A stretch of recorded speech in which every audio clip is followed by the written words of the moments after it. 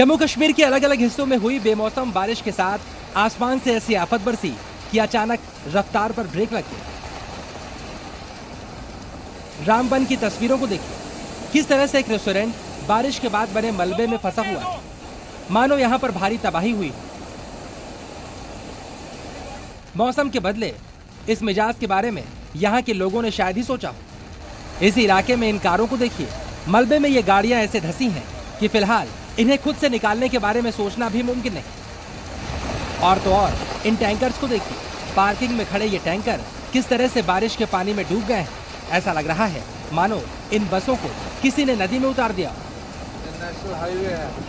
वादी कश्मीर में 2 दिन से मौसम का मिजाज बदला हुआ है। नदी नालों का पानी अब धीरे धीरे बढ़ने लगा है। कश्मीर घाटी के बेशतर इलाकों में इस वक्त सैलाब जैसे सूरत हाल पैदा हुए हैं। इस वक्त फिरोजपुर नाले में पानी की सतह बढ़ने से लोगों में खौफ का माहौल पैदा हुआ है।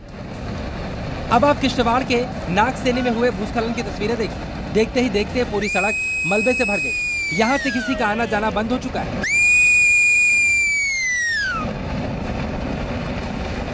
धरती की जन्नत कहे जाने वाले कश्मीर में बारिश के साथ लैंडस्लाइड तो हुई है, ओले भी पड़े हैं। कार की छत पर जमी बर्फ इस बात की गवाही दे रही है। मौसम के इस बिगड़े मिजाज से भारी नुकसान का अनुमान है। प्रशासन की टीम राहत और बचाव के काम में जुटी हुई है।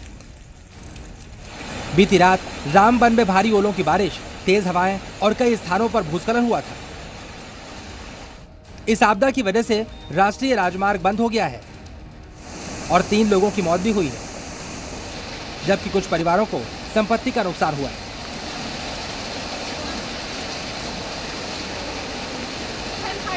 क्लाउड बर्स्ट की वजह से भारी नुकसान जो है रामबन के इलाके में हुआ है, जिसमें 3 लोगों की मौत का वाकया जो है वो सामने आया है। भूस्खलन, भारी भूस्खलन यहाँ पर हुआ और उसके बाद अब नेशनल हाईवे पर रामबन और श्रीनगर जाने वाली जितनी भी गाड़ियां हैं उन्हें रोका जा रहा है।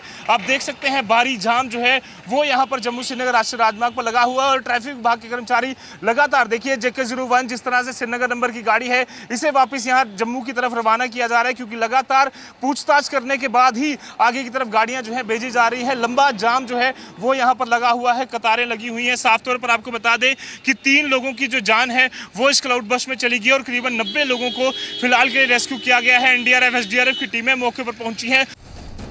केंद्रीय मंत्री जितेंद्र सिंह ने सोशल मीडिया प्लेटफॉर्म पर इसे लेकर जानकारी साझा की। उन्होंने लिखा है कि लोग डरने की बजाय धैर्य और संयम बनाए रखें। लेकिन इस आफत से पार पाना इतना आसान भी नहीं। लैंडस्लाइड के बाद यहाँ सड़कों पर लंबा जाम लग गया है। मुश्किल से पार पाने की तमाम कोशिशें जारी हैं, लेकिन राहत का काम युद्ध स्तर पर चलाए जाने की जरूरत है। ब्यूरो रिपोर्ट, ज़ी मीडिया।